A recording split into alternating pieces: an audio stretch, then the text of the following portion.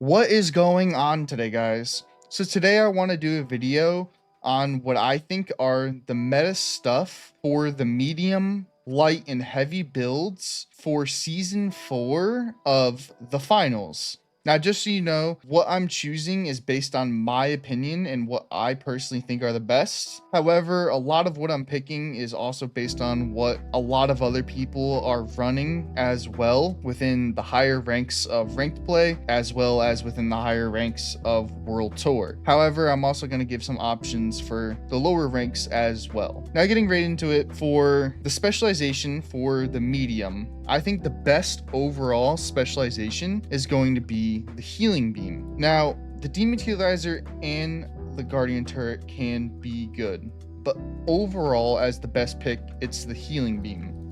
And the reason for this is because keeping your teammates alive and in the fight is so important within this game, and will allow you to win more fights and will allow you to wipe more teams, especially if you're running like a triple medium composition. That is so strong because all of you can kind of just heal each other and keep each other within the fight and keep your guys' health up, which allows you to most likely win that fight, all because constantly getting increased on health. So you'll always be, ready to stay in that engagement and keep fighting. However, as I said, the dematerializer and the guardian turret can be good. I'd say the guardian turret in higher ranks isn't that good at all. It's just more of like a quick little distraction, but most people can get rid of it pretty quickly. In lower ranks, however, I've definitely seen that the guardian turret can be useful, especially for people who don't really know how to deal with it. And if you could position your guardian turret well, it could definitely be a nice little companion and a good distraction. However, I'd say that's for more of the lower ranks. Once you get into higher ranks, I'd say definitely just stick to the healing beam. The dematerializer can definitely be good in the right hands. It just all depends on how well you're using it. I think if you're able to utilize it to its fullest potential, it could be super deadly and can be very beneficial to you and your team. But it takes a lot of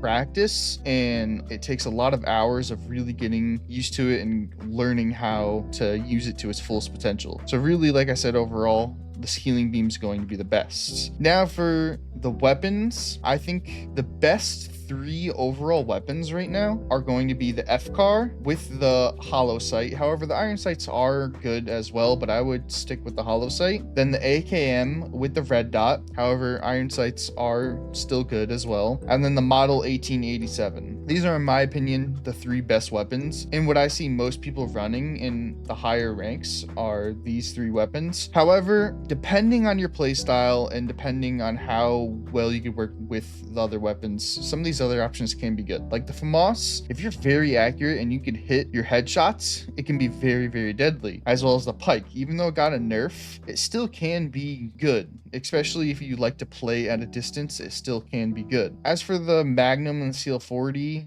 I really wouldn't use them, and then the dual blades and the riot shield, I really wouldn't touch them either. So really, if you want the biggest competitive advantage, I would stick to the FCAR, AKM, and model 1887. As for gadgets, if you are playing medium, then please 150% you need to be running the defibrillators. The defibrillators are so important for the medium builds, as they allow you to be able to revive your teammate a lot quicker and get them back into the fight a lot quicker, which can honestly not only save you the rounds, but maybe save you the game and can be the difference from you winning or losing. It's just the defibrillators are so good and can help you in a pinch, and you'll see like the top players in this game, they're constantly defibbing, healing. The defibrillators are just so important, as this is a team-based game, so getting your teammates back and having, it's like a numbers game. If you can get your teammate back and in a 1v1 scenario, now it's a 2v1 scenario, and you're most likely going to win a 2v1 compared to a 1v1. So defibrillators are just so strong, and if you are playing medium, run the defibrillators. As for the next 2 gadgets, I recommend at least running 1 piece of movement,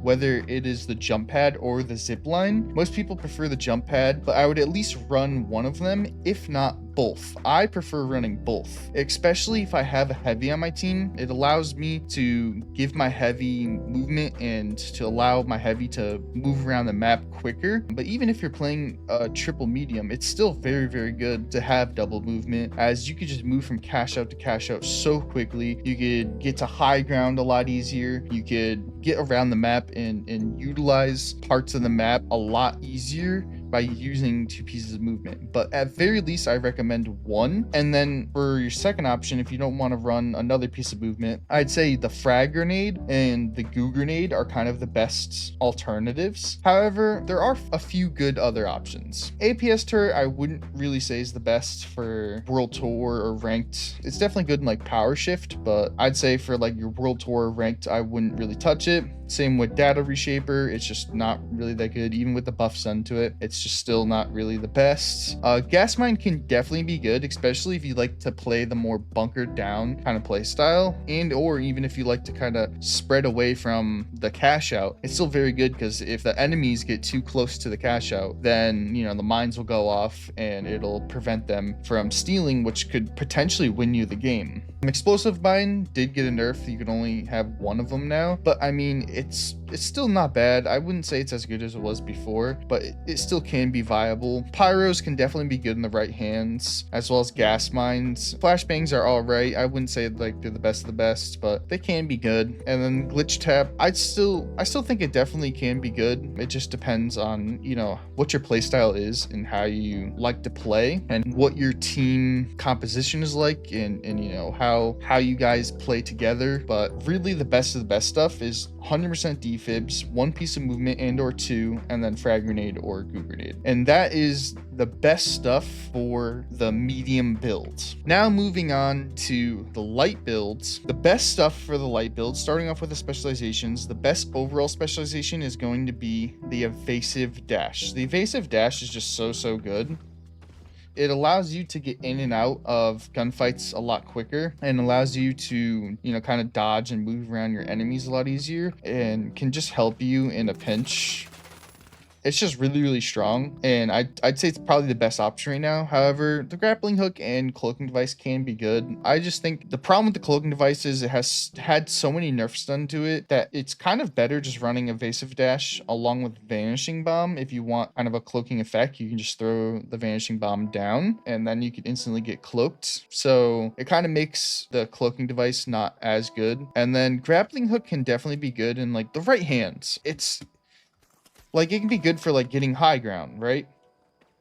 And I can easily get up here. But I just think compared to evasive dash, it's just not as good. If you want the best of the best stuff, then use evasive dash. Also, just so you know, the light class in general, especially right now, isn't that strong. So if you're playing World Tour, especially in higher ranks or ranked in higher ranks, I would recommend not even using light. If you are going to use light, make sure you keep just 1 light per team. So, you know, if you queue in as a light and you see someone else as a light and they don't want to change, switch over to a medium or heavy. You're not going to win with 2 or even 3 lights. It's just not going to work. I'd say 1 light max per team, and or just stay away from light completely. But in lower ranks, light could definitely be super strong. I'd still stick to just 1 light per team. I wouldn't do multiple lights. But in lower ranks, people kind of tend to struggle with lights a lot more compared to higher ranks. People play a lot more together and they're a lot more coordinated, so it's harder for a light to be able to do its job of being able to kind of flank, isolate 1 target, gun them down,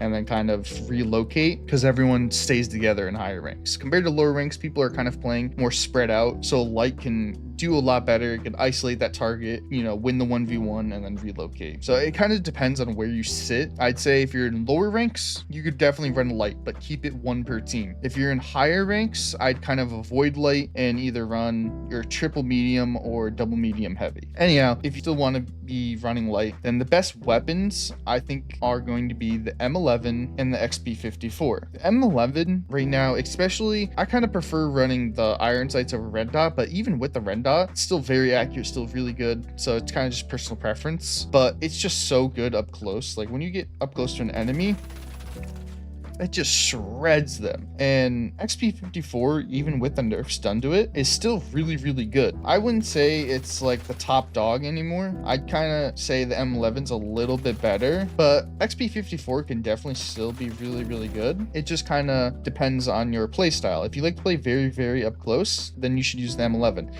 you like to play at medium to close ranges, then I'd say XP54. Now, as for the other options, I wouldn't really touch the LH1. It's just not in a good spot right now. Recurve bow can be good in the right hands, but I mean, you really, really, really have to be hitting your shots and be a super, super skilled player and be extremely accurate. So for most people, I wouldn't touch it. For the 93R, I wouldn't touch it. It's honestly pretty bad. For the V9S, it actually just got a buff, and it's honestly really good. I wouldn't say it's like the top weapon because it has a very high skill ceiling, but in the right hands, the V9S can be so deadly and it could honestly just mill enemies, but you have to really have a good trigger finger and really be accurate. For the double barrel shotgun, it's all right. If you like to play very up close, it can be good, but you have no range with it. You have to be like in the enemy's face to be able to do a lot of damage. So I honestly would stay away from it. For the M26 Matter, it is honestly good, but again, you have to play very, very close with it, and you have to be accurate. You have to kind of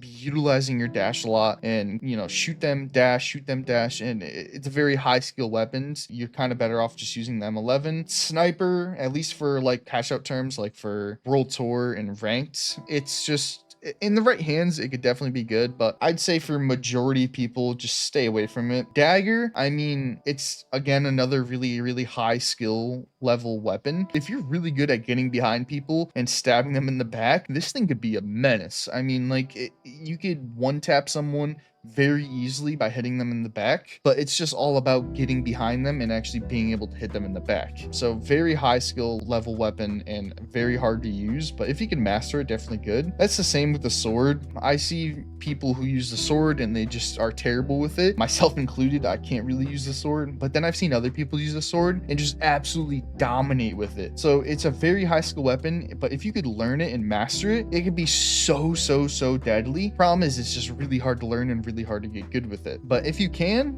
definitely worth it. It's just going to take a while to really master it. And then throwing knives are all right. I kind of wouldn't really use them. I mean, you could definitely find success with it, but I wouldn't really touch them. So for most people, you want to use the M11 or the XP54. Then for gadgets, the stun gun is honestly still really good. I wouldn't say it's a must-have or like a need. You don't need to be using the stun gun. You could definitely trade it out for something else.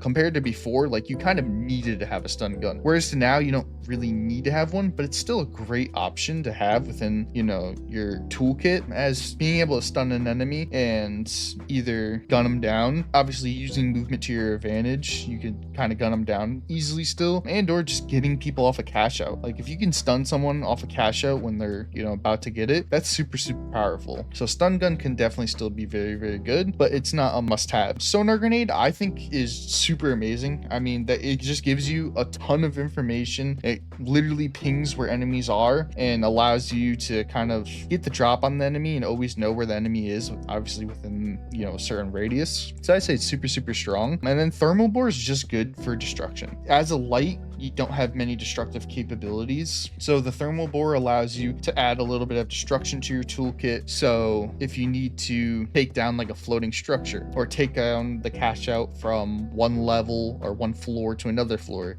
you're able to do that with the thermal bore. Now, as for the other gadgets, I'd say gateway, still really strong. It's not as strong as it was before, but still definitely a very strong option. And if you could really learn how to properly use a gateway, definitely very good. And you can definitely trade out for like any option here.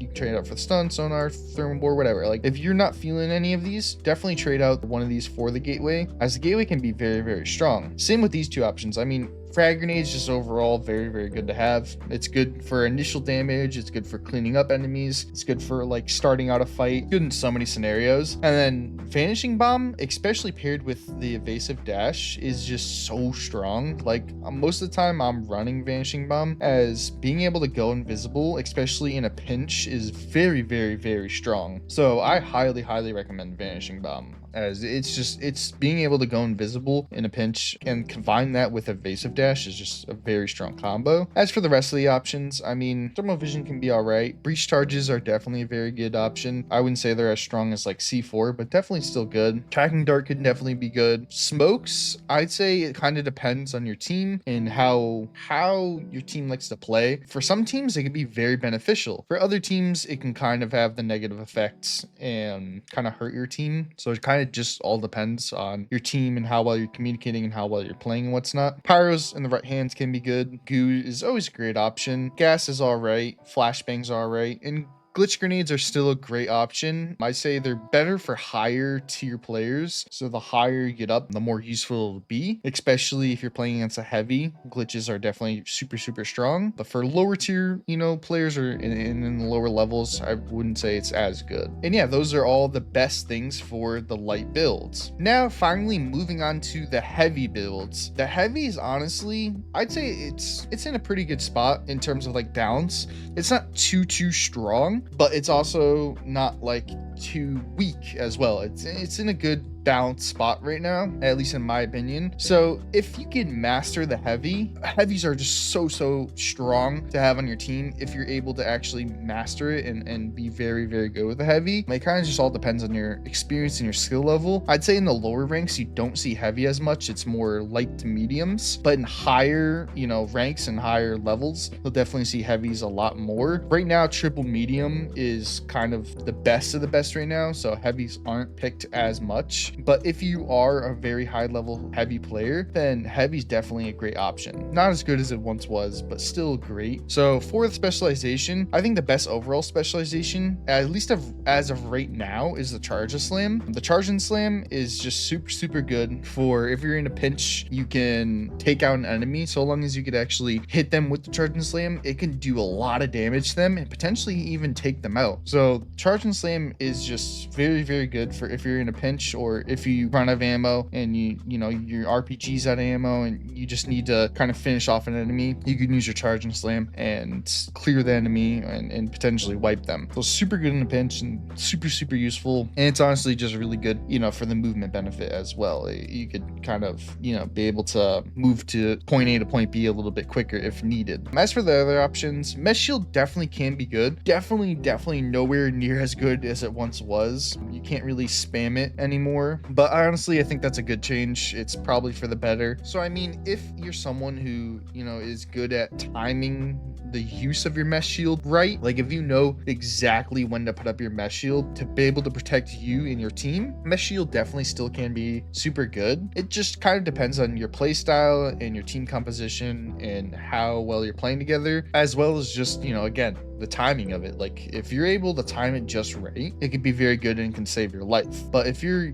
someone who is just used to like spamming it all the time, it's just not going to be good for you. And you should definitely just run the charge and slam. The goo gun can be good in the right hands and paired with the right weapons. I've had a lot of success using like the goo gun paired with like the sledgehammer or paired with the flamethrower. It just kind of all depends on what you're pairing it with and how you're utilizing it, because it could be very, very, very strong. It just kind of all depends on how you're using it. And then winch claw, again, paired with like the sledgehammer or the flamethrower, can be very, very strong. But yeah, the winch claw can be very, very good in the right hands. If you're able to, utilize it to its fullest potential and actually be able to accurately grab on enemies and reel them in, and you have a close range weapon that can do a lot of damage very quickly, like sledgehammer, flamethrower, SA-1216, anything like that, the winch claw can be very, very good. But really the best of the best right now is going to be the charge and slam. As for weapons, I think the best two weapons for heavy right now are going to be the M60 and the SA-1216. The M60, especially with the red dot, and with the changes made to its recoil, it's honestly not too bad to control. It's a lot more accurate with the red dot and can just mow down enemies. It's a very strong weapon. Same with the SA-1216. It hasn't gotten touched, so it's still just a very, very good, solid option, and very good if you like to play a little bit closer and like to play closer to cash out or like to really get into people's faces. Then SA-1216, definitely a great option. But if you like to play it a little bit further, a little bit more at a distance, M60 is the way to go. However, a lot of people can find success with the flamethrower. Flamethrower is still very, very good, especially paired with goo gun or the wench. Can be very, very strong. MGL 32, it's not that good. Some people maybe can find success with it, but for most people, I wouldn't touch it at all. Lewis gun can definitely be good. I wouldn't say it's as good as M60, but still definitely a very solid option. And some people do like to favor it over the M60, but I'd say for most people, M60 is going to be better, especially seeing how the M60 is easier to control compared to the Lewis gun. But if you could control that Lewis gun, definitely a solid option. For the Deagles, it kind of all depends on you and your play style and how accurate of a player you are. If you're very accurate and you can hit your shots, the Deagles can be very deadly. However, I'd say you're gonna do more DPS with, you know, the M60 or the SI12 compared to the Deagles overall. However, if you're hitting, you know, you're very accurate, you're hitting headshots, they can be very, very good, and they're just, you know, very fun to use. But it kind of just depends on your play style and honestly how good of a player you are. For lower level players, I honestly really wouldn't touch it. For the KS23, I wouldn't really use it at all. It's just not that good. Very situational, and it's just overall not that good of a weapon. Same with the spear. The right click for the spear just sucks. It's just terrible in my opinion. So I really wouldn't touch it. Out of the two melee options, Sledgehammer is definitely way better. So I wouldn't even use the spear or touch it. And then Sledgehammer can be very, very good. In the right hands, you know, paired with, again, goo gun or wench, can be so strong. I've seen some people just dominate with the Sledgehammer and could carry their team with it, while others, you know, they struggle to use it. So it just depends on your play style and how well you work with it. If you play very up close and you're very aggressive, then Sledgehammer can be very good. But if you find yourself, you know, losing a lot of fights with it and just not finding success, but you still like to play up close, then maybe switch over to the SA1216. Now, moving over to gadgets. For the first gadget, I have the RPG. Now, with the nerfs done to the RPG, I wouldn't say it's an essential anymore. You don't have to be running the RPG. However, I still think it's very strong still and definitely a great part of your toolkit. I mean, it's so good for not only initiating a fight or cleaning up a fight, but it's also very, very good for just overall destruction, for dropping a cash out, for putting a hole in the wall, for, you know, destroying some sort of whatever, a wall, ceiling, whatever it may be. It's the destructive capabilities of it are just still very, very good. So I honestly recommend still sticking with the RPG. However, you don't have to run it. It's not a need, but it's still very strong and I still recommend it. For my next gadget, I have the Dome Shield. Again, it's not a need. You don't have to be running the Dome Shield. However, I think the Dome Shield is still super strong. It allows you to protect yourself and your teammates within a pinch and can provide a good amount of cover, especially like if your teammate goes to steal, you can throw the Dome Shield down and then kind of get in front of them. And the amount of damage that the enemy has to do to the Dome Shield and to you should buy enough time for your teammate to be able to steal. So it could be very, very strong, and I still highly recommend it. And then for your last gadget, really it's up to you. I like the anti-gravity cube. However, the goo grenade, very, very strong. The barricade, also super strong. C4s are super strong still. Like, it's great for dropping the cash out or just destructive capabilities in general. Proximity sensor's all right. I wouldn't really touch it, but pyro mines definitely very good, solid option. Explosive mines are all right. Pyros are all right.